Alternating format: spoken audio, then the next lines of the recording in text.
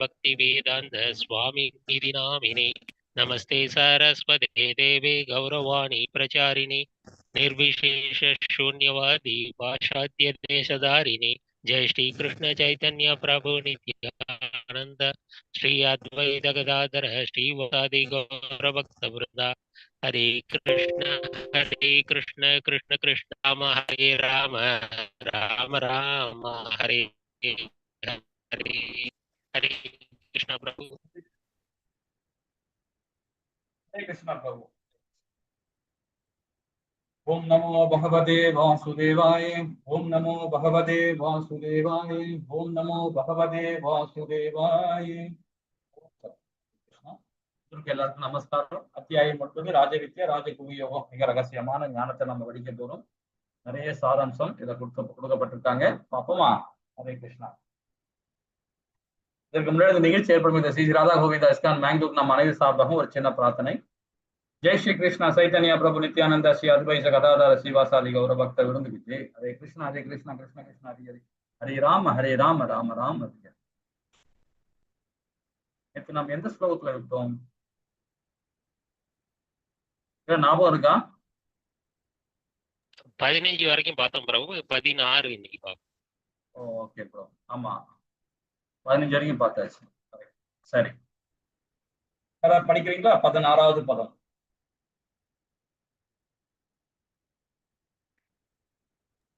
हरे कृष्ण प्रभु। हरे कृष्ण। अहं क्रतुर् अहं यज्ञः स्वदाहम् अहम् औषधं मन्त्रोऽहम् अहं ये वास्यम् अहम् अग्निरहं हुदम्। हरे कृष्ण प्रभु। हरे कृष्णा. இப்ப இந்த அத்தியாயத்துல பகவான் நிறைய நம்ம ஞானத்தை கொடுத்து வராரு பாருங்க. பக்தி யோகத்துல ரொம்ப ரகசியமான ஞானத்தை பகவான் கொடுத்து வராரு இந்த அத்தியாயத்துல. இதுல போன ஸ்லோகத்துல ஒரு பக்தன் எப்படி இருக்கணும்ன்றத நம்ம தெரிஞ்சுக்கிட்டோம். அதாவது 13, 14, 15 வரைக்கும். இந்த 16ல சொல்றாரு பாருங்க. 10வது அத்தியாயத்துல உள்ள அந்த விபூதி யோகத்தை இங்க திருப்பி நமக்கு ரொம்ப அழகா இருக்கு. திருப்பி இல்ல, நாம படிக்க போறோம் 10வது அத்தியாயம். அடுத்த அத்தியாயத்தோட அதோட சாராம்சத்தை இங்க கொடுக்குறாரு. அதுல என்ன சொல்லப்பட்டாரு பாத்தீங்கன்னா, விபூதி யோகத்துல பகவானுடைய விபூதி யோகத்துல எல்லாமே நான் தான் அப்படின்றார். சூரியனும் நான் தான், சந்திரனும் நான் தான், மன்மதனும் நான் தான், இந்திரனும் நான் தான், மனிதனோட சக்தியும் நான் தான் அப்படின்றார் யோகத்துல. இந்த இடத்துல என்ன சொல்றாரு பாருங்க. ஆனால் சடங்கும் நானே, யாகமும் நானே, யாகமும் சரி நானே, முன்னோருக்கு படைக்கப்படும் பொருளும் நானே, நோய்க்கு இருக்கும் மூலிகையும் நானே, தெய்வீகமான மந்திரமும் நானே, நானே நீ, நானே அக்னி, நானே படைக்கப்படும் பொருள். ஒரு அற்புதமா இருக்கு பாருங்க. சரிங்களா? இப்ப இந்த இடத்துல நம்ம என்ன புரிஞ்சுக்கிறோம் அப்படின்னு பாத்தீங்கன்னா, சடங்கு இங்க அர்ஜுன பாத்தீங்கன்னா நம்ம 1வது அத்தியாயத்துல ரொம்ப அழகா ஃபீல் பண்ணி சொல்றான். ஒன்னா சொல்றான், இவங்க எழுத்தாப்புல இருக்கவங்களை கொல்லனா நமக்கு அந்த பாவம் தான் சேரும் அப்படின்ட்டு ஒரு 5 விதமான விஷயங்கள்லாம் சொல்றான். அந்த இடத்துலயே நம்ம படிச்சோம், சடங்கு பத்தி படிச்சோம். என்ன மாதிரி சடங்குன்னு பாத்தீங்கன்னா, போர் வீரரா இருக்கிறவங்க இறந்துட்டா கூட சரி, அவங்களுடைய கர்மகாரியத்துக்கு தகுந்த மாதிரி முக்தியோ இல்ல ஏதோ ஒரு லோகத்துக்கு அவங்க போவாங்க. ஆனா அடுத்த ஜெனரேஷனை பாத்தீங்கன்னா, பகவான் மேல நம்பிக்கை இருக்கனால அந்த ஜெனரேஷனை காப்பாற்றுவார். ஆனா அர்ஜுனன் என்ன பண்றாரு பாத்தீங்கன்னா, தேவையில்லாத சிந்திக்கிறான். அதனாலதான் பகவான் என்ன பண்றாரு, அவன் தலைமையிலே கொட்டி அவனுக்கு விளக்கம் கொடுக்குறாரு. பகவான் மேல நம்பிக்கை இருக்கிறவங்களுக்கு கண்டிப்பா அந்த இது தேவையே அந்த அவநம்பிக்கையே வராது. அவநம்பிக்கை வரலன்னா நம்பிக்கை இல்லைனாலும் அவநம்பிக்கை வருது இல்லைங்களா? இந்த இடத்துல புரிஞ்சுக்கிறோம். 2வது அந்த இடத்துல பாத்தீங்கன்னா ஒரு குழப்பமான ஒரு சூழ்நிலையே அர்ஜுனன் நின்றுட்டு இருக்கான். குடும்ப பாரம்பரியம் கெட்டு போயிடும், இந்த சடங்கெல்லாம் யார் சொல்லிக் கொடுப்பா அந்த பிள்ளைங்களுக்கு அப்படின்னு நினைக்கிறான். வேதமே இந்த காட்டுலதான் இருக்குன்றது அவன் உணரல. வேதமே எல்லா ஜீவராசியும் அழிஞ்சாவோட வேதம் அழியாது இல்லைங்களா? அதை நம்ம சொல்லி அப்படிப்பட்ட வேதத்தை எப்படி நம்ம யாராலும் அழிக்க முடியும்? யாராலுமே அழிக்க முடியாது. அப்ப என்ன நினைக்கிறான், இந்த குடும்பம் கெட்டு போயிடுமே, அதை கெட்டு போயிடுமே சொல்லி தேவையில்லாம சிந்திக்கிறான். யாகம் இப்போ அப்ப சடங்கு சொன்னாவே பகவானுடைய தான் அது, இல்லைங்களா? அப்ப நம்ம இந்த சடங்கை பத்தி கவலைப்படவே வேணாம். அப்ப நம்ம சாஸ்திர சம்பிரதாயம், நம்மளுடைய முன்னோர்கள் கொடுத்த சடங்கு, அதெல்லாம் நாம கரெக்டா நம்ம ஃபாலோ பண்ணணும். வேதங்கள்ல ஒண்ணு இருக்கும், ஆனா நம்ம முன்னோர்கள் கொடுக்கிற சடங்கு வந்து வேற மாதிரி இருக்கும். தப்பா எடுத்துக்காதீங்க. பிராமணர்கள் செய்யற செயல் வந்து பாத்தீங்கன்னா மாறாது. பிராமணர்கள் செய்யற சடங்கு வந்து பாத்தீங்கன்னா என்னைக்குமே மாறாது. அப்படி மாறுதுன்னா ஈஸியா கண்டுபிடிச்சிடலாம். அதே வந்து ஒரு சூத்திரர், ஒரு சத்திரியன், ஒரு வைசியன், இவங்க 3 பேர் சடங்கு வந்து சீக்கிரம் கண்டுபிடிக்க முடியாது. ஏன்னா அது முன்னோர்களால ஃபாலோ பண்ணிட்டு வருவாங்க. அந்த முன்னோர்கள் ஃபாலோ பண்ணும்போது சில முரண்பாடுகள் இருக்கும். மூட நம்பிக்கை இருக்கும். அதுல நிறைய மூட நம்பிக்கை இருக்கும் அந்த சடங்குலாம். அதே பிராமணர் செய்யற சடங்கு வந்து பாத்தீங்கன்னா அந்த வேதங்களை சொல்லப்பட்ட சாராம்சமா செய்வாங்க. சில நேரத்துல அவங்க கூட மூட நம்பிக்கை போடுவாங்க. நிறைய விஷயம் சொல்லுவாங்கல்ல பாத்தீங்களா? இப்போ ஒரு அவரு அதே ஒரு என்ன பண்றாரு, ஒரு அந்தனர் என்ன பண்றாரு, ஜாதகம் பார்த்து கணிச்சு கொடுக்குறாரு. இருக்காங்கல்ல, நிறைய பிராமணர் செய்யறாங்க, அந்த வேலையை செய்யறாங்க. ஜாதகம் பார்த்து கணிச்சு கொடுக்குறது, அந்த அந்த அந்த கைங்கரியம் பண்ணுவாங்க. அப்ப அவங்கதான் என்ன சொல்றாங்க பாத்தீங்கன்னா, நீங்க வீட்டாண்ட ஒருத்தர் இருக்கார், சென்னையில இருக்கிறார். அந்த ஊர் பேர் சொல்ல மாட்டேன், அது தெரிஞ்சிடும். ஏன்னா அவர் ரொம்ப ஃபேமஸான ஒரு ஜோசியர். அவரு பக்கா பிராமின் தான், அவரு பட்டை போடுறவர். அந்த பிராமணன் என்ன பண்றாரு, வர ஆளுங்கிட்ட ஏகப்பட்ட பேர் விடுவாங்க அவர்கிட்ட. 500 ரூபாய் ஒரு கன்சல்டிங் ஃபீஸ், 500 ரூபாய் ஆகும். ஒரு நாளைக்கு ஒரு டாக்டர் கூட சம்பாதிக்க மாட்டார். 15,000 ரூபாய் ஒரு நாளைக்கு அவர் சம்பாதிக்கிறார். குறைஞ்சது 3 மணி நேரம் தான் உட்கார்றாரு. ஒரு நாளைக்கு 15,000 ரூபாய் ஆகுது வருமானம். ஒரு அதாவது கோவில் வாசல்ல கோவிலோட இடத்தையும் புடிச்சு வச்சுக்கிட்டு உட்காந்துக்கிட்டு அந்த வேலை பார்த்துக்கிற ஒரு பிராமண செய்யற செயல். ஒரு சிவன் கோயில் வாசல்ல உட்காந்து கோயிலோட இடத்தையே அபகரிச்சுட்டு வச்சுக்கிட்டு நாங்க அது நல்ல போராடலாம் பண்ணிட்டு இருக்கிறோம் அவரை கலப்புறதுக்கு. உட்காந்துக்கிட்டு ஒரு சின்னதான் ஒரு 10 ரூம்ல உட்காந்துக்கிட்டு அழகா வந்து பண்ணிட்டு இருக்காரு. கோயிலுக்கு கொடுக்க மாட்டேன்றாரு. அது கோயில வாடகையும் கொடுக்க மாட்டேன்றாரு. கிட்டத்தட்ட 2 தலைமுறையா உட்காந்துக்கிறாங்க அவங்க. ஒரு அந்தனர் வேற பேரை சொல்லிக்கிறாங்க. அவரு என்ன பண்றாருன்னு பாத்தீங்கன்னா, நிறைய மாதாஜி பிரபுகுடி எல்லாம் வந்து சொல்றாரு. ஆனா வேதங்கள் சொல்லப்படாத விஷயங்கள்லாம் சொல்றாரு. இந்த கைங்கரியம் பண்ணுங்க, இதை பண்ணுங்க, அதை பண்ணுங்க. அந்த மாதிரி ஜோசிகார்ட்ட போய் கத்துக்கிட்டு தெரிஞ்சுக்கிட்டு என்ன பண்றாங்க, கோவில்ல வந்து தேவையில்லாத சடங்கெல்லாம் பண்ணுவாங்க. மூட நம்பிக்கையா பண்ணுவாங்க. இல்லைங்களா? அதெல்லாம் செய்யக்கூடாது, அதெல்லாம் அபராதம். ஏன்னா பகவானே சொல்றார், சடங்கும் நானே என்றார். அப்ப அந்த சடங்கு நானேன்னு சொல்லும் போது பகவான் என்ன சொன்னாரு வேதங்கள்ல, அதுதான் நம்ம ஃபாலோ பண்ணணும். அப்போ நாம ஒரு சடங்கு செய்த நம்ம முன்னோர்கள் இது மாதிரி சொல்லி, இதுக்கு முன்னாடி எப்படி இருந்தோமோ அதை விட்டுருங்க. இனி செய்த சடங்குகள் வேதத்துல சொல்லப்பட்டிருக்கா அப்படின்னு யார்கிட்ட கேட்கணும்? ஆச்சாரியர்கள்ட்ட கேட்கணும். ஆச்சாரியர்கள் கேட்டு செய்யணும். இப்போ பாத்தீங்கன்னா, இப்ப நமக்கு என்ன பாத்தீங்கன்னா, சதுர் மாசம் நடக்குது. இப்போ கார்த்திகை மாசம் தான் முடியும். இந்த சதுர் மாசத்துல ஒரு மாசம் தயிர் எடுத்துக்க மாட்டோம், ஒரு மாசம் கீரை எடுத்துக்க மாட்டோம், ஒரு மாசம் பருப்பு எடுத்துக்க மாட்டோம், கீரைகள் எடுத்து இந்த மாதிரி 4 மாசம் நாம சதுர் மாசத்தை விரதம் இருப்போம். உளுந்து எடுத்துக்கூடாது. உளுந்துதான் அப்ப இட்லி தோசையே கிடையாது. இட்லி தோசை சாப்பிடக்கூடாது ஒரு மாசத்துல. ஒரு மாசம் பாலை எடுத்துக்கூடாது, ஒரு மாசம் கீரையை எடுத்துக்கூடாது. சோ இந்த மாதிரி சதுர் மாசம் இருக்கு இல்லைங்களா? இது யாரு கொண்டாடுவான்னு பாத்தீங்கன்னா பிராமணன் தான். இதெல்லாம் ஒரு சடங்கு. அது கரெக்டா நம்ம ஃபாலோ பண்ணணும். யாகம் பாத்தீங்கன்னா அந்த யாகங்கள்ல வந்து இறைவன் அவர்தான், பகவான் தான் இந்த யாகத்துக்கூட அதிபதி அவர்தான். இப்ப லட்சுமி யாகம் பண்றாங்க, கணபதி யாகம் பண்றாங்க, இந்திரனுக்கு யாகம் பண்றாங்க. எல்லாமே ஒரு சுகபோக வாழ்க்கை வாழ்க்கையாக பண்றாங்க. அந்த யாகத்தோட அதிபதி யாருன்னா பகவான் தான். அவரு நானே என்றார். அதே மாதிரி முன்னோர்களுக்கு படைக்கப்படும் பொருளும் நானே என்றார். இந்த இடத்துலதான் ஒரு ஒரு நல்ல ஒரு காலேஜ் ஸ்டூடெண்ட்ஸ், அதாவது 11th படிக்கிற தம்பி வந்து எனக்கு கொஸ்டின் கேட்டார். அது ஒரு நல்ல ஒரு கொஸ்டின். அது அது எப்பன்னா ஒரு 4 வருஷத்துக்கு முன்னாடி. இன்னைக்கு அவர் காலேஜ் படிச்சுட்டு இருக்காரு. இன்னைக்கு நம்ம கிளாஸ்ல அட்டன் பண்ணி தான் இருக்கிறார். அவர் பேரு வாசுதேவன். ரொம்ப அற்புதமா கேள்விலாம் கேட்பார் அவர். நான் என்ன சொல்ல வந்து, முன்னோர்கள் படைக்கப்படும் பொருள் நானேன்றார். இப்ப முன்னோருக்கு நாம் என்ன படைப்போம்? இந்த கேள்வி கேட்க அப்படியே பார்ப்போம். முன்னோர்களுக்கு படைக்கப்படும் பொருள் என்னது? முன்னோருக்கு என்னென்ன செய்வோம்?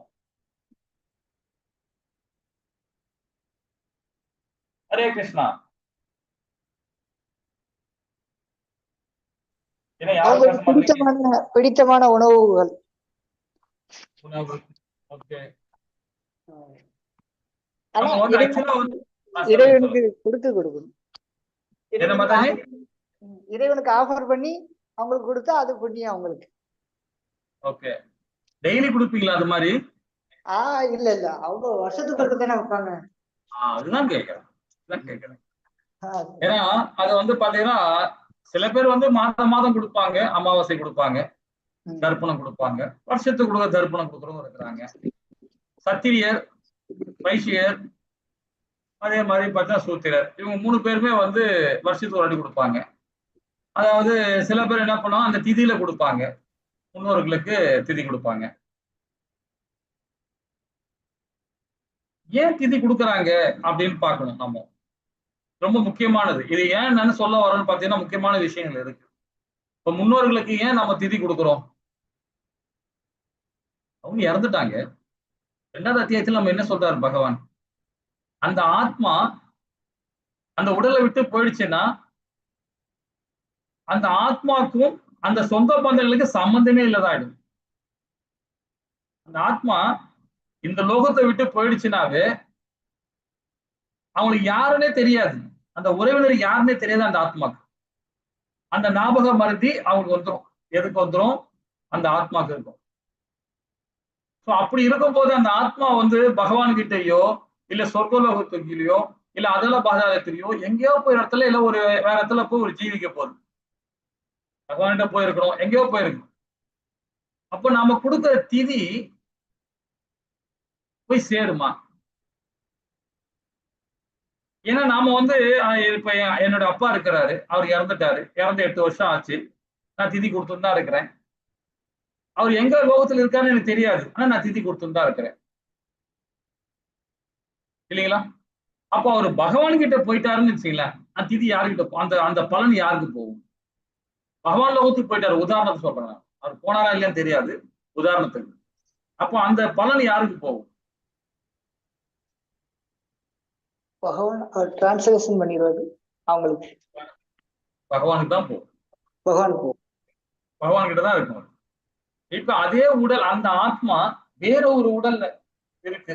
இப்ப நமக்கு ஒரு மகனா கூட பிறந்திருக்கலாம், நமக்கு பேரனா கூட இருக்கலாம். அவரு அப்பா வந்து அதுதான் தந்தையார் வந்து நமக்கு ஒரு மகனாக பிறப்பாரு, இல்ல தம்பி பிள்ளைகளுக்கு நம்ம சொந்தக்காரங்களுக்கு பந்தத்துல எங்கேயோ இடத்துல ஒரு குழந்தையா பிறந்திருப்பார். இதுதான் வந்து கருட புராணத்தில் சொல்லப்பட்டிருக்காங்க. அப்ப நம்ம முன்னோர்கள் படைக்கிற அந்த திதி கொடுக்குறோம் இல்லைங்களா, அதோட பலன் வந்து பாத்தீங்கன்னா அந்த ஆத்மாவுக்கு போய் சேரும். இப்ப என் தந்தையா இருக்காரு, நான் இப்ப திதி கொடுத்தேன், ஆகஸ்ட் மாசம் அவருக்கு திதி கொடுத்தேன். கொடுக்கும்போது பாத்தீங்கன்னா நான் மாசம் மாசம் கொடுக்கறது வேற, இந்த பிராமண கோட்ல வந்து மாசம் மாசம் கொடுத்துட்டு இருக்கேன். குடும்பத்தோட சேர்த்து கொடுக்கறது ஒரு ஆகஸ்ட் மாசம் கொடுப்போம். அப்பா தவறுனது வந்து ஆகஸ்ட் மாசம் தான். ஸோ அதனால குடும்பத்தோட சேர்ந்து திதி கொடுப்பாங்க அவங்க. அங்க எங்க வீட்டுல உள்ளது சத்திரிய வம்சம், நான் இப்ப பிராமண கோட்ல இருக்கிறேன். அதனால நான் மாசம் மாசம் கொடுத்துட்டு இருக்கேன். அவங்க எல்லாம் சேர்ந்து கொடுக்கறது வந்து பாத்தீங்கன்னா நான் தீட்சை எடுத்தனால நான் அதுல கலந்துக்க மாட்டேன், பட் இருந்தாலும் கொடுக்குறாங்க. அந்த சேர்ந்து கொடுக்கும்போது பாத்தீங்கன்னா ஆகஸ்ட் மாசம் கொடுக்குறாங்க. அப்ப அந்த பலன் வந்து என் தந்தையார் வந்து எங்கேயோ ஒரு இடத்துல பிறந்திருப்பார், ஏதோ ஒரு ஆத்மா ரூபத்துல இருப்பார், ஏதோ ஒரு உடல்ல கிடைச்சிருக்கோம். அப்ப அந்த நம்ம ஒரு வாட்டி நம்ம கொடுக்குற திதினால அந்த ஆத்மா வந்து பாத்தீங்கன்னா புண்ணிய அதாவது துன்பத்திலிருந்து மீண்டு வரும். இப்போ ஒரு சில பேர் சொல்லுவாங்க, உனக்கு என்னதான் என்ன செஞ்ச புண்ணியமோ தெரியல, யார் செஞ்ச புண்ணியமோ தெரியல, உனக்கு லட்சம் அடிச்சுட்டேன்னு சொல்லுவாங்க பார்த்தீங்களா? இதுதான். இப்ப நான் போன பிறவில எனக்கு என்னோட வாரிசுகள் எங்க திதி கொடுத்தாங்கன்னு வச்சுங்களேன், இன்னைக்கு கீதையை படிக்கிறேன், ஒரு நல்ல காரியம் நடக்கும், ஒரு நல்ல ஒரு விஷயங்கள் நடக்கும். ஏன்னா அந்த பலன், அந்த திதியோட பலன் நமக்கு கிடைக்கும். என்னுடைய வாரிசுகள் போன ஜென்மத்தில் என்ன பண்ணிட்டு இருக்காங்க, அவங்க எப்படி இருக்காங்க என்னன்னு தெரியாது எனக்கு. இது வேதம் சொல்லுது, இது வந்து வேத ரகசியம் சொல்லுவாங்க. இது ரொம்ப அழகா சொல்லப்படுது. அப்போ முன்னோர்கள் படைக்கப்படும் பொருள் நான் தான்றார் பகவான். அந்த சடங்கும் வந்து ரொம்ப இம்பார்ட்டன்ட். இப்ப பகவான் கிட்ட போனாலும் சரி, அந்த பலன் பகவானுக்கு தான் போய் சேரும். இப்ப நான் ஒரு இடத்துல என்னுடைய வாரிசுகள் எனக்கு திதி கொடுத்துட்டு இருக்காங்க, போன ஜென்மத்துல கொடுத்துட்டு இருக்காங்க, இப்போ கூட கொடுத்துட்டு இருக்கலாம். நான் வந்து ஏதோ ஒரு நன்மை காரியம் அடைகிறேன்னா அந்த புண்ணிய காரியம் வந்து அடையும், கண்டிப்பா அடையும். அப்ப நம்ம யாருக்குமே நம்ம முன்னோர்கள் திதி கொடுக்காம இருக்கவே கூடாது. அது மாசம் கொடுக்குற திதி இன்னும் அற்புதம். அது பிராமணன் செய்யற செயல். அது சத்திரியா வைசியா சூத்திரம் செய்ய மாட்டாங்க. செய்யலாம், அவங்களுக்கும் செய்யறதுக்கு உரிமை இருக்கு, ஆனா செய்ய மாட்டாங்க, அந்த இதை ஃபாலோ பண்ண மாட்டாங்க. அதே மாதிரி நோய் தீர்க்கும் மூலிகையும் நானேன்றார் இல்லைங்களா? அந்த மூலிகையை பத்தி சொல்லணும்னா நிறைய சொல்லிட்டே போலாம். மகாபாரதத்துல வந்து வாரில் சண்டை நடக்கும் போது பாத்தீங்கன்னா, நோய்வாய்ப்பட்டு அடிபட்டு, நோய்வாய் இல்ல அடிபட்டு ரத்த கை கால் உடைஞ்சி கையை கட்டாயிட்டு காலு கட்டாயி உடம்பெல்லாம் கட்டாயி போயிடும். ஆனா வந்து பாத்தீங்கன்னா பாண்டுல ஒருத்தர் இருக்கலாம், பாண்டவர்ல ஒருத்தர் இருக்கலாம். அதுக்கு யாரும் தெரியுமா? அந்த நோயெல்லாம் தீக்கிறோம், அந்த அந்த அடிப்பட்ட காயத்தெல்லாம் மருந்து இல்லாம மந்திரத்தாலேயே அவரு சரி பண்ணிடுவார். சகாதேவன். அதே போல் மக்கள் சரி. அவரு அந்த மூலிகையை வந்து பாத்தீங்கன்னா அவர் அந்த மந்திரத்தாலேயே பண்ணி அதை வந்து சரி பண்ணிடுவார். கையை வந்து உடஞ்ச கையை, துண்டா போன கையை ஒட்ட வைக்க முடியாது அவரால். அடிப்பட்ட காயத்துக்கு வந்து அந்த மந்திரத்தாலே சரி பண்ணிடுவார். ஒரு டைம்ல வந்து பாத்தீங்கன்னா பீஷ்மர் வந்து வில்லு படைகளை அடிச்சு அவரை சாட்சிட்டானுங்க, சாட்சி பத்துன்னு இருக்கார். அப்ப அந்த நேரத்துல சகாதேவன் சொல்றான், நான் உன்னை எல்லாம் சீர்படுத்துறேன், நான் உங்களை பண்றேன் அப்படின்னு சொல்றாரு. ஆனா பீஷ்மர் ஒத்துக்க மாட்டேன்றாரு. அது ஒரு கலை தான். அந்த மூலிகையை வந்து தேர்ந்தெடுத்து பார்த்தீங்கன்னா அது ஒரு பெரிய கலை. அந்த மூலிகையும் நானே என்றார், தெய்வீகமான மந்திரமும் நானே என்றார். கர்ணனுக்கு வந்து பாத்தீங்கன்னா அந்த தெய்வீகமான மந்திரத்தை பரசுராமர் ரொம்ப அழகா அவனுக்கு உபதேசம் பண்ணார். ஆனா அவன் போய் பேசி அங்க வந்து அந்த கலையெல்லாம் கத்துக்கிட்ட பிறகு, உண்மை தெரிஞ்ச பிறகு அவர் ஒரு சாபமே கொடுத்துட்றாரு. அது சாபம்னு சொல்ல முடியாது, அது வேற வழி கிடையாது. அந்த சாபத்துல என்ன பண்றாரு, கடைசி டைம்ல அந்த மந்திரம் மறக்கிற சக்தியை கொடுக்குறாரு. ஆனா வந்து இது பாத்தீங்கன்னா போய் பேசி தப்பு பண்ணதுனாலதான் அந்த சாபம் அவனுக்கு வந்தது கர்ணனுக்கு. கடைசியில் அந்த மந்திரத்தை மறக்க வேண்டிய சூழ்நிலை வந்தது. ஆனா அதே வந்து உத்தவ கீதையில பகவான் சொல்றார் உத்தவர்கிட்ட, என்ன சொல்றாருன்னா, அதே கர்ணன் என்ன வழிபாடு பண்ணி நான் சொல்ற விஷயங்கள் நான் சொன்ன விஷயங்கள் அவன் செயல்பட்டு இருந்தான்னா அவன் என்னாரும் இந்த அஸ்தினாபுரத்துக்கு சக்கரவர்த்தி ஆயிருப்பான். அவன் போர் பண்ணி முடிஞ்ச பிறகு உத்தவ கீதையில பகவானே சொல்றாரு. ஆனா கர்ணன் நான் சொன்ன எதுவுமே காது கொடுத்து கேட்கல. ஆனா அவனை கொல்லக்கூடியவன் நாங்க 2 பேர் தான், நரனும் நாராயணனும் நாங்க 2 பேர் தான் கொல்லணும் அவனை.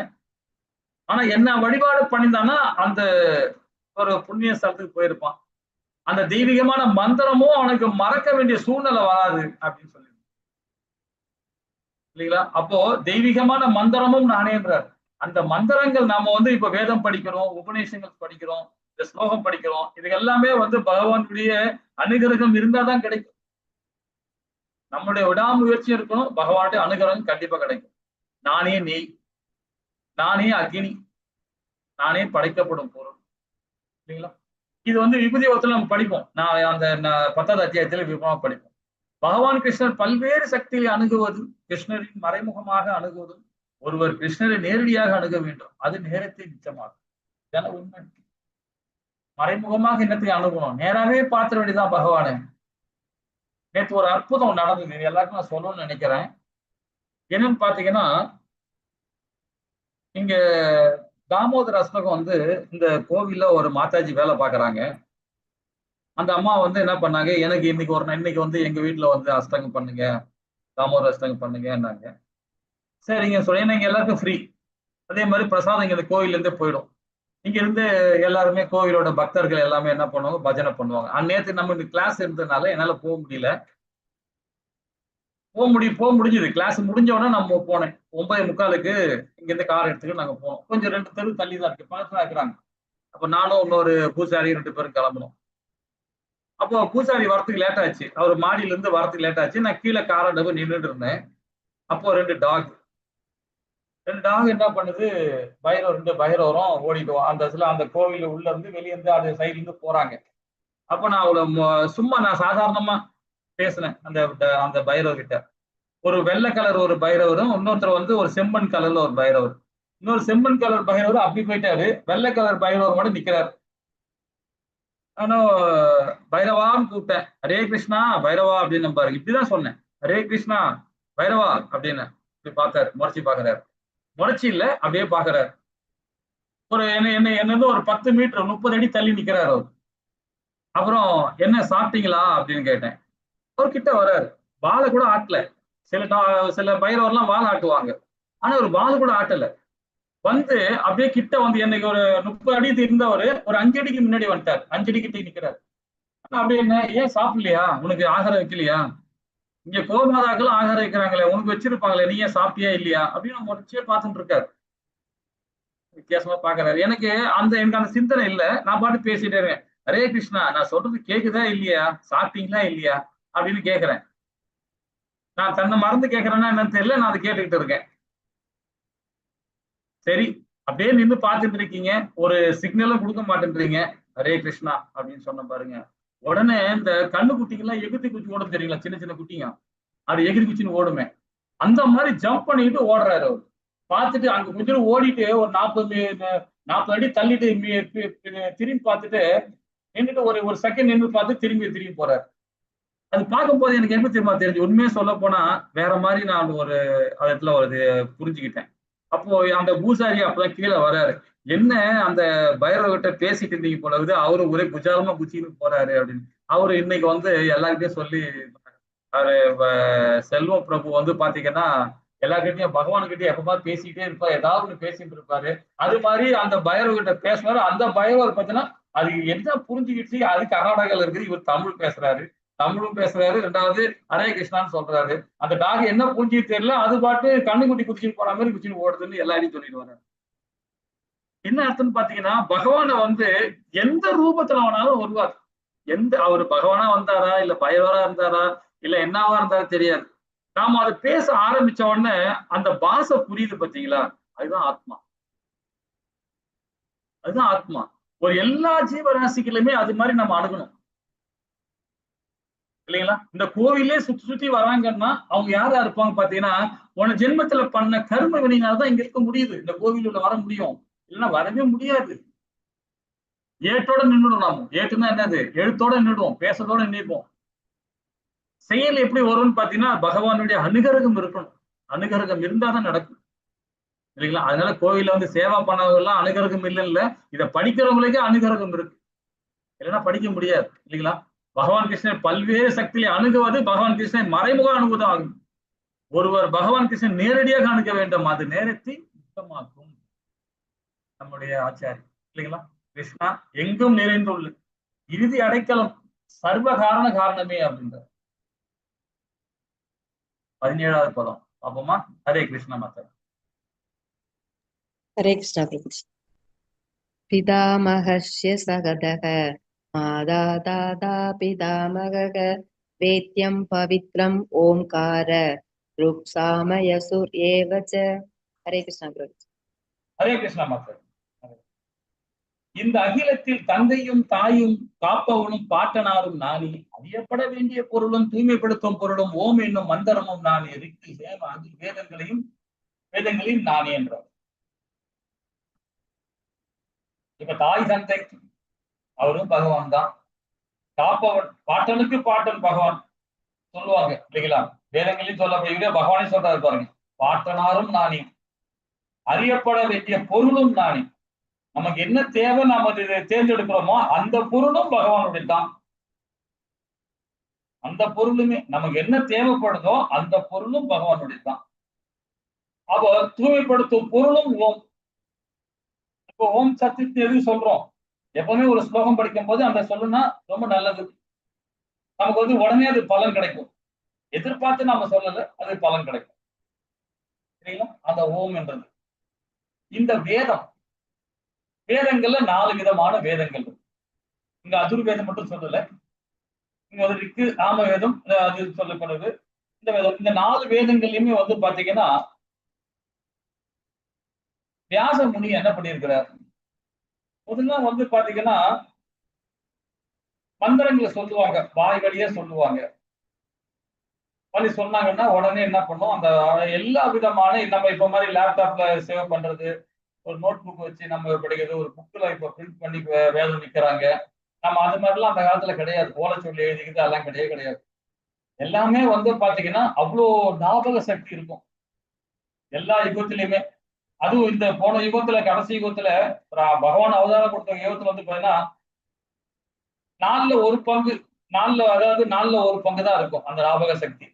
நமக்கு கலிகாலத்துல சுத்தமா ஞாபக சக்தி நமக்கு கிடையாது. நாலுல ஒரு பங்கு கிடையாது. அந்த ஒரு பங்குல வந்து 10% நாம எல்லாமே ஞாபகம் சக்தி. அப்ப அந்த காலத்துல வந்து பாத்தீங்கன்னா பகவான் பிறந்த அவதாரம் கொடுத்த காலத்துல வந்து மெமரி பவர் இருக்கும், நல்ல மெமரி பவர் இருக்கும். ரொம்பலாம் இருக்காது. சத்தியுகத்துல இருந்த மாதிரி மெமரி பவர் சத்தியுகத்தெல்லாம் வந்து பல லட்சம் ஆண்டுகள் வாழ்ந்தாங்க. ராமபிரான் அவதாரம் கொடுத்த அந்த இதுலயும் பார்த்தீங்கன்னா கூட பாத்தீங்கன்னா அந்த இதுல வந்து லட்சக்கணம்னா இங்க வந்து 10,000. அதே வந்து திரோதாயுகத்துல வந்து பாத்தீங்கன்னா 1000 வருடங்கள். நம்ம வந்து 100 வருடம் நம்ம கலிகாலம். அந்த ஓம்ன்ற மந்திரத்துல அவ்வளவு விஷயங்கள் இருக்கு. இந்த 4 வேதத்தை ஏன் வியாசர் பிரிச்சாருன்னு பாத்தீங்கன்னா நமக்கெல்லாம் வந்து அந்த ஞாபக மருதி கம்மியா இருக்கிறதுனால அந்த 4ஆ பிரிச்சு ரொம்ப அழகா எழுத்து வடிவத்தை கொடுத்தார் வியாசர். அதுதான் வந்து பகவான் வந்து வியாசரா வந்து அவதாரம் எடுத்தார். பகவான் அவதாரம் எடுத்து அந்த வேதத்தை 4ஆ பிரிச்சு ஒரு பருவத்துக்கு ஏற்ற மாதிரி அந்த வேதத்தை நம்ம கொடுத்துருக்கிறாங்க இல்லைங்களா? அதுலயும் பாத்தீங்கன்னா 2வது அத்தியாயம் 2வது கந்தம் அத்தியாயம் 10 நாளைக்கு எடுக்க போற அந்த கிளாஸ் 46வது பதம். அதுல வந்து பிரம்மாவுடைய கல்பங்களை பத்தி எடுக்க போறோம் நாளைக்கு. அந்த பாரத கிளாஸ் அட்டன் பண்ணுங்க நாளைக்கு, ரொம்ப நல்லா இருக்கும். ஒரு சார்ட் எல்லாம் போட்டு வச்சிருக்கிறேன், நாளைக்கு படிப்போம். ஸோ அந்த அந்த இதுல பாத்தீங்கன்னா 30 கல்பம். நமக்கு எத்தனை கல்பம் தெரியும்?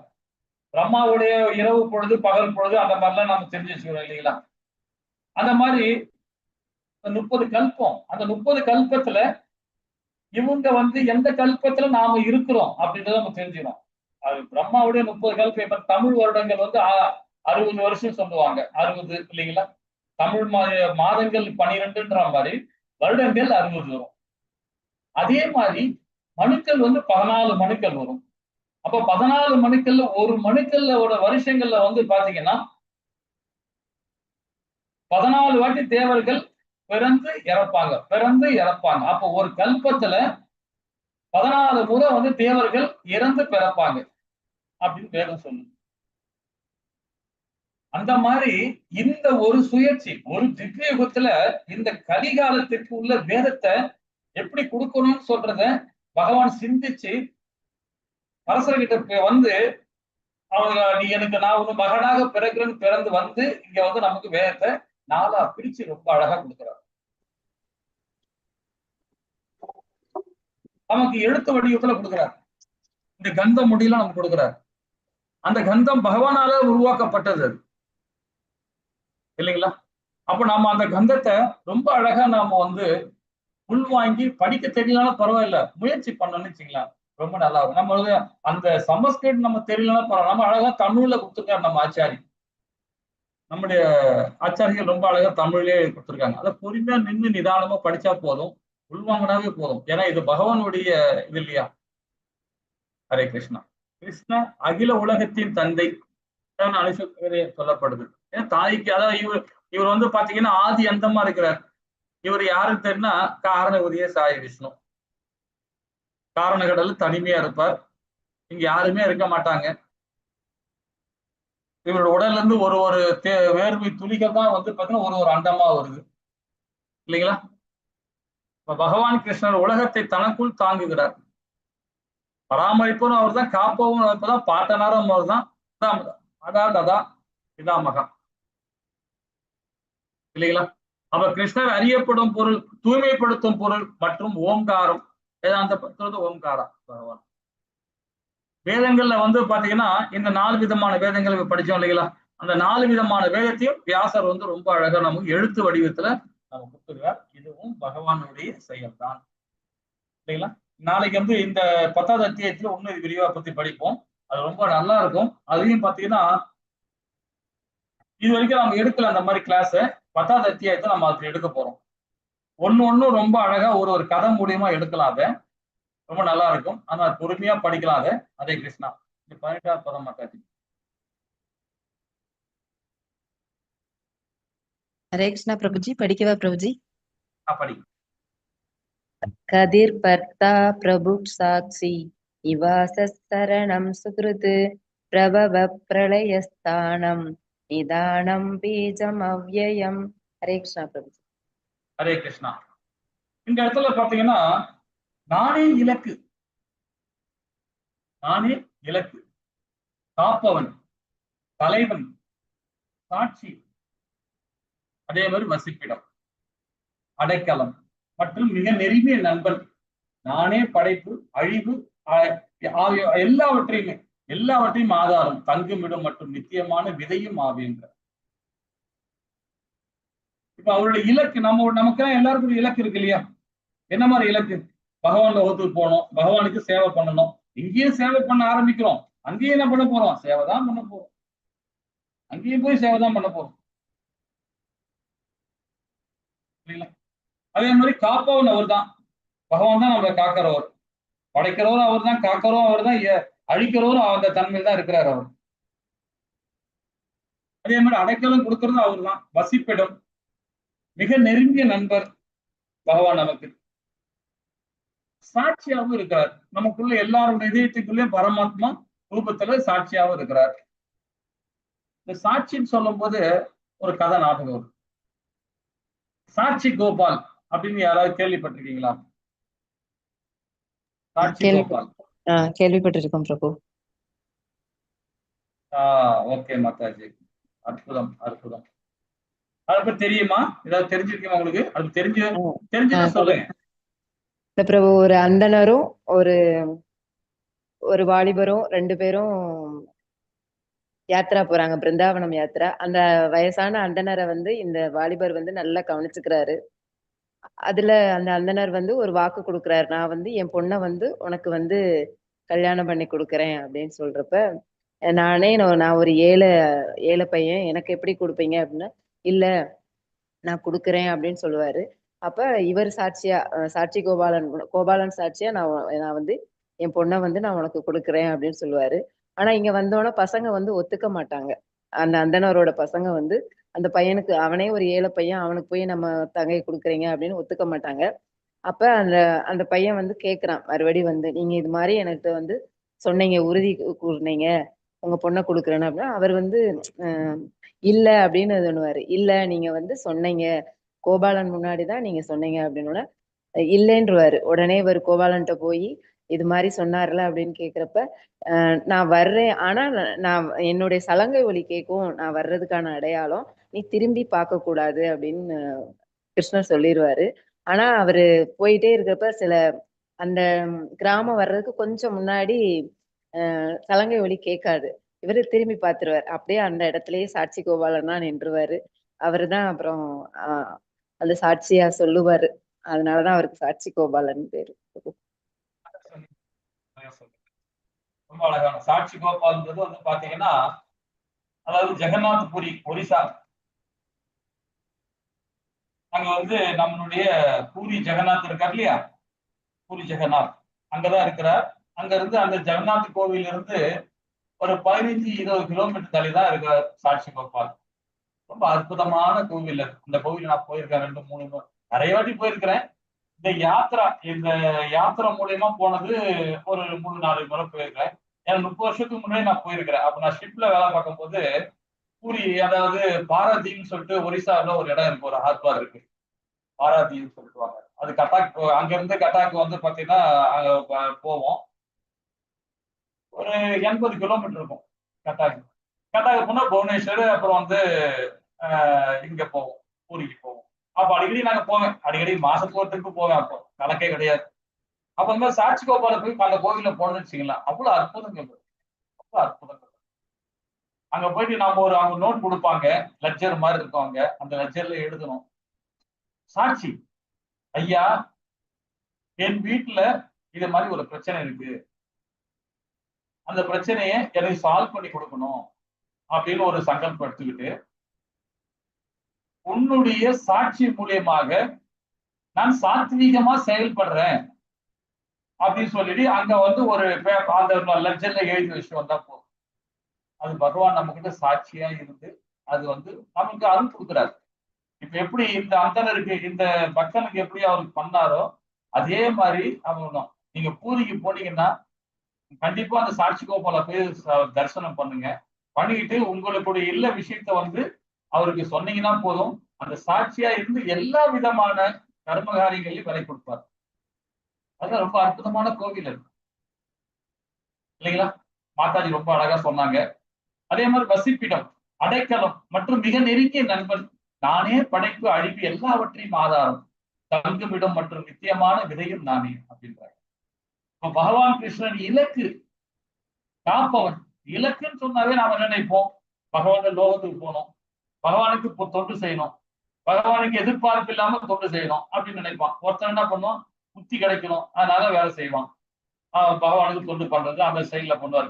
கருமையாக்குன்னு பகவான் செயல் பண்ணுவார். ஏதோ ஒரு இலக்கு வைக்கிறாங்க, பகவான் நினைச்சு இலக்கு வைக்கிறாங்க. அப்ப வைக்கும் போது பாத்தீங்கன்னா முக்தி அடைவாங்க. பகவான் மேல நம்பிக்கை இல்லாம பண்ற இலக்கு கூட பாத்தீங்கன்னா பகவான் தான் அதுக்கு அருள் கொடுக்குறாரு. ஞான யோகத்துல ரொம்ப இதா இருப்பாங்க. அது பௌதிக ஞானத்தோட விருத்தி நல்ல ஒரு மேன்மை அடைஞ்சிருப்பாங்க. அப்போ ஒரு டாக்டரா இருப்பாங்க, ஒரு இன்ஜினியரா இருப்பாங்க. அதுக்கும் பகவான் துணை கொடுக்குறாரு. அந்த இலக்கும் பகவான் தான், நான் தான் காப்பவன், தலைவன் மற்றும் சாட்சி. அது அந்த எல்லா விதமான செயல்பாடும் பகவான் தான். வசிப்பிடம், அடைக்கலம் மற்றும் மிக நெருங்கிய நண்பன். நண்பன் சொன்னாவே அது ஒரு கதை சொல்லலாம். இப்ப இந்த படத்துல பார்த்துட்டு இருக்கீங்கல்ல, இந்த படத்தை பார்த்துட்டு இருக்கீங்க, இந்த படத்தை பார்த்து ஏதாவது கதை சொல்ல முடியுமா? உங்களுக்கு தெரிஞ்சதை ஏதாவது கதை சொல்லுங்க அப்படின்னா நான் சொல்றேன். இந்த கதை இதை பார்த்தோன்னே என்ன கதை தெரியுது உங்களுக்கு? பிரம்மா விமோச்சனம். அறிபோல் பிரபு, அறிபோல் எல்லாமே நம்ம நல்லா படிச்சிருக்கோம் எல்லாமே இல்லைங்களா? அதே கிருஷ்ணா, அதே கிருஷ்ணா. மாதாஜி சாட்சி கோபாலை பத்தி சொன்னாங்க. இப்போ பிரம்மாவுடைய கதை இல்லைங்களா? அற்புதங்க அதெல்லாம். அற்புதம். என்னை சொல்லணும்னா ரொம்ப அழகா நான் சொல்ல ஆரம்பிச்சேன்னா அப்படியே பெருசா போயிட்டு இருக்கும். ரொம்ப நல்லா அற்புதமான கதை இருக்கு. ஏன்னா பிரம்மாவை பத்தி லைஃப் சொல்லணும். பிரம்மா வந்து பாத்தீங்கன்னா அது ஒரு காலநிலை ஒண்ணு இருக்குங்க. இப்ப நாம என்ன பண்ணுவோம், ஒரு விட்டல் பூச்சி வந்து பாத்தீங்கன்னா சாதாரணமா எவ்வளவு நாள் இருக்கும், ஒரு 3 மணி நேரம் இறந்துரும். நைட் ஆகும், ஒரு ஏதாவது லைட் வெளிச்சத்தை பார்த்தா அப்படியே சுத்திக்கிட்டே அங்கேயே வரும். வந்து என்ன பண்றோம், அந்த 3 மணி நேரத்துல இறந்துரும் விட்டல் பூச்சி. அது லைஃப் அவ்வளவுதான் அது இல்லைங்களா? அதே வந்து பாத்தீங்கன்னா மனுஷன் இருக்கான், ஒரு நாய் இருக்கு, பூனை இருக்கு. அது எதுக்கு ஒரு கால நேரம் இருக்கு. நமக்கு 100 வருஷம், அந்த விட்டல் பூச்சிக்கு 3 மாசம், ஒரு 3 மணி நேரம். காலையில பிறக்கும், சாயங்காலம் இறந்துரும். அது நாய் வந்து பாத்தீங்கன்னா ஒரு 6 வருஷம், 5 வருஷம், 7 வருஷம், 8 வருஷம் வரைக்கும் வாடும். ஒரு கணக்கு இருக்கு. இது மாதிரி இருக்கு. இதுல பிரம்மாவுடைய இந்த கதைக்குள்ள விஷயம் தான் இது நான் சொல்ல வர்றது. ஒரு மனுஷன் இருக்கான்னா 6 மாதம், மனுஷனோட 6 மாதம் வந்து தேவர்களுக்கு ஒரு நாள் சொல்லுவாங்க. வேதங்களுக்கு கொடுக்கப்பட்டிருக்கு. நமக்கு 6 மாசம் தான் வந்து தேவர்களுக்கு ஒரு நாள். அதே வந்து பிரம்மா இருக்காரு இல்லையா, பிரம்மாவுடைய ஒரு நாள் தான் தேவருக்கு வந்து 14 முறை இறந்து பிறப்பாங்க. அப்போ ஒரு மனுக்கள் ஒரு தேவர் ஒரு மனு நடக்குன்னு வச்சுக்கலாம். இப்ப நம்ம 6வது மனுக்கள் இருக்கிறோம். இந்த 6வது மனுக்கள்ல வந்து இந்திரன் வந்து 6 வாட்டி பிறந்து இறந்துட்டான். இப்ப திருப்பி 7வது வாட்டி இந்திரன் வந்திருக்கான். அப்ப பிரம்மாவுடைய ஒரு பகல் பொழுதுல 14 முறை தேவர்கள் பிறந்து இறப்பாங்க. அதே மாதிரி 14 மனுக்கள்லயும் ஒரு தேவர்கள் இருப்பாங்க, ஒரு இந்திரன் இருப்பான் அப்படின்னு வேதம் சொல்லி. ஒரு மன்வந்திர காலம் தான் என்பார்கள் சொல்லப்படும். அதே மாதிரி பிரம்மாவுடைய ஒரு நாள்ல வந்து 14 மனுக்கள் பிறக்கிறாங்க. இப்ப நம்ம 6வது மன்வந்தத்துல நாம் இருக்கிறோம். அந்த 6வது மன்வந்தத்துல 6வது இந்திரனாகவும் 6வது தேவர்களாகவும் எல்லாமே இருக்கிறாங்க. அந்த மாதிரி லைஃப் இருக்கு. இப்போ பிரம்மாவுடைய லைஃப்னு பாத்தீங்கன்னா 30 கல்பம் சொல்றாங்க. இப்ப நம்மகிட்ட 60 மாசம் சொல்றோம், 60 வருஷம் சொல்றீங்களா, அது மாதிரி 30 கல்பம் இருக்கும். அந்த ஒரு கல்பத்துக்கு ஒரு பேர் இருக்கு. நாளைக்கு ஸ்ரீமத் பாகவத கிளாஸ்ல வாங்க, அது சொல்றேன். சிம்பிளா வந்து அது 30 மட்டும் சொல்றேன். அது எந்தெந்த கல்பம் இப்போ மன்வந்திரத்து வந்து 14 மன்வந்திரம்னா ஒரு மந்திரத்து அந்த மன்வந்திரத்துக்கு பேர் இருக்கு. அந்த மன்வந்திரத்துல யாரால இருக்கிறாங்க, யாரோட புதல்வர்கள் அப்படிலாம் இருக்கு. அதே மாதிரி ஒரு கல்பத்துக்கான யாரோட கண்ட்ரோல்ல பிரம்மா இருக்கிறார் அப்படின்றதையும் இருக்கு. இப்போ வந்து பாத்தீங்கன்னா சிவபெருமான் இருக்கார், ஐயன் சிவபெருமான். அவரு ஒரு கல்பத்துல அவருடைய கண்ட்ரோல் இருப்பார் பிரம்மா. வாமன அவதாரம் எடுத்தாவே வாமனர், அவரு ஒரு கல்பம் வரும். அந்த கல்பத்துல வாமனர் கண்ட்ரோல் இருப்பார் பிரம்மா. அது ஒரு வருஷம். இது மாதிரி 30 கல்பம் இருக்கு. அப்போ ஒரு கல்பம் சொல்றது நம்மளுடைய சதுர்யுகத்துல 4 யுகத்துல 1000 சுயற்சி பண்ணாதான் ஒரு கல்பம். 1000 சுயற்சி. இப்ப நமக்கு ஒரு கல்பம் நம்ம ஒரு ஒரு ஒரு யுகம் சொன்னாமே நம்ம கலியுகமே 4,32,000 வருடங்களுக்கு. அப்ப பாத்தீங்கன்னா மொத்தம் வந்து பாத்தீங்கன்னா 43,20,000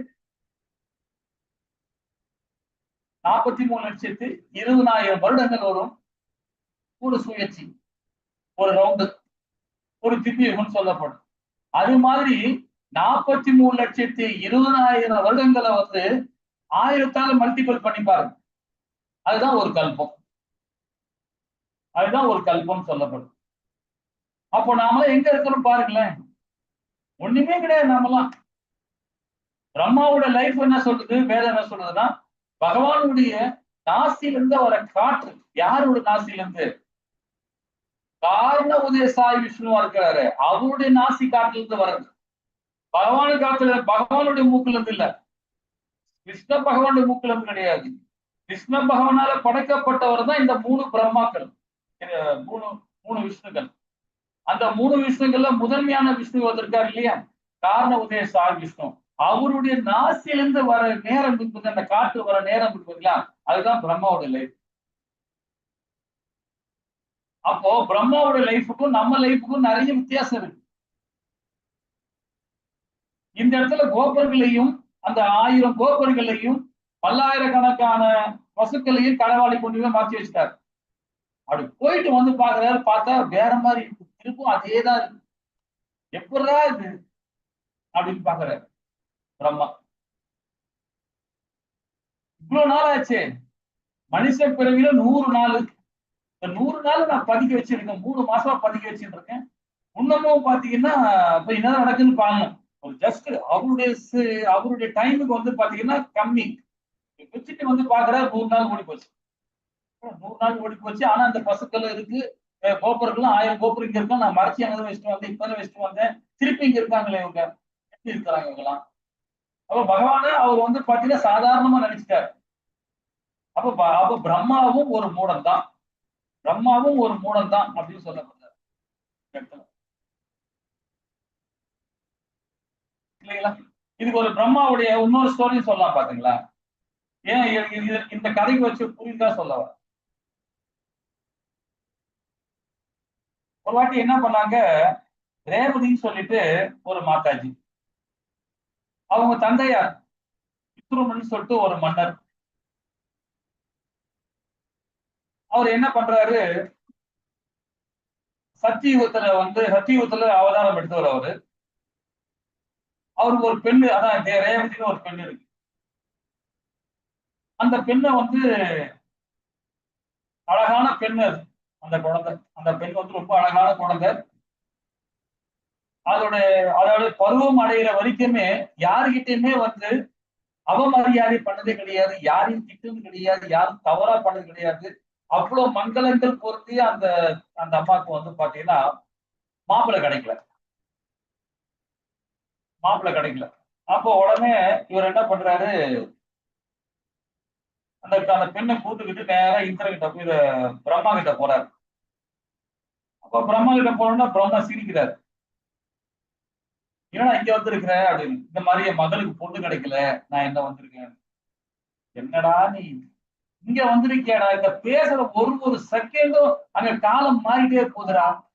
நீ சத்தியுகத்துல வந்திருக்கடா, சீக்கிரம் ஓடுறா, கீழே போடா, உனக்கு ஒரு சான்ஸ் மட்டும் தரண்டா அப்படின்றாரு.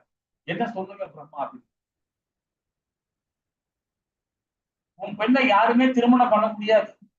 ஏன்னா நீ திருப்பி பூலோகத்துக்கு போனீங்கன்னா யுகங்கள் மாறி இருக்கும். நீ சத்தியுகத்துல இருந்து வந்தவன், உன் பெண்ணும் வந்து 16 அடி ஹைட்டு ஆகும். 16 அடி ஹைட் இருக்கா. அவளுக்கு தேவையான கணவன் இப்போ போனீங்கன்னா அந்த யுகத்துல யாருமே கிடையாது. ஆனா ஒருத்தர் மட்டும்தான் இருக்கிறார். அவருக்கு 16,000 மனைவி இருக்கிறாங்க. அவர் தான் திருமணம் பண்ணிக்க முடியும். உடனே அவர் சொல்றாரு, அந்த பெண்ணோட அப்பா அவரே சொல்றாரு, ஐயையோ 16,000 மனைவி விட்டு என் மகளும் போய் இருக்கலாமா? அப்படிப்பட்ட மகனை வேணாம், அப்படிப்பட்ட மருமகளை எனக்கு வேணாம் அப்படின்னு. சரி, இன்னொருத்தர் இருக்கா, அவர்கிட்ட வேணா நான் கேட்டு பாக்குறேன், அவர்கிட்ட சொல்லு. இன்னொருத்தர் யாருன்னா பலராமர். சரி, ஓகே, அவர் திருமணம் ஆகல அப்படின்னு சொன்ன உடனே சரி ஓகே அப்படின்னு சொல்லிடுறோம். அப்புறம் வந்த உடனே கீழே வராரு, துராதகத்துல வராரு. சத்தியுகத்துல போனவரு ராமபிரான காலம் முடிஞ்சு போய் முழுமுதற் கடவுளான பகவான் அவதாரம் கொடுத்த யுகத்துல நிக்கிறார் வந்து. அவளை பார்த்தா 16 அடி ஹைட்டு அந்த அம்மா. கடைசியில பலராமர் தான் கல்யாணம் பண்ணிக்கிறாரு. இன்னைக்கும் பாத்தீங்கன்னா பிருந்தாவனத்துல பலராமருடைய கோவில் இருக்கு. அந்த கோவிலுக்கு விக்கிரத்துக்கு பதில ஒளிஞ்சிட்டு இருப்பாங்க. இன்னைக்கும் அவங்க ஒளிஞ்சுட்டு தான் இருக்காங்க இங்க. ஏன்னா அவங்களோட லைஃப் வந்து பாத்தீங்கன்னா 16 லட்சம் ஆண்டுகள் அவங்க உயிரோட இருக்கணுமா. 16 லட்சம் ஆண்டுகள் உயிரோட இருக்கணுமா. அப்போ திருமணம் பண்ணும் போதே அவங்க வந்து அப்பதான் 1 லட்சம் ஆண்டுகள் தான் முடிஞ்சிருக்கு அவங்களுக்கு.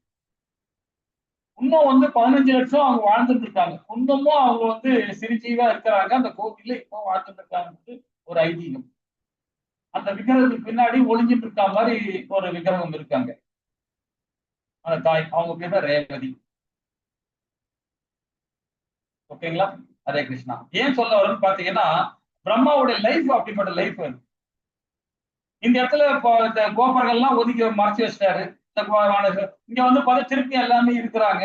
அதுக்கப்புறம் தான் பிரம்மாவுக்கு புரியுது, ஆஹா நம்ம வந்து பகவானை தவறா நினைச்சிட்டோம் அப்படின்ட்டு ரொம்ப அழகா அவரும் 2000 வருஷம் தவம் பண்ண போயிட்டார்.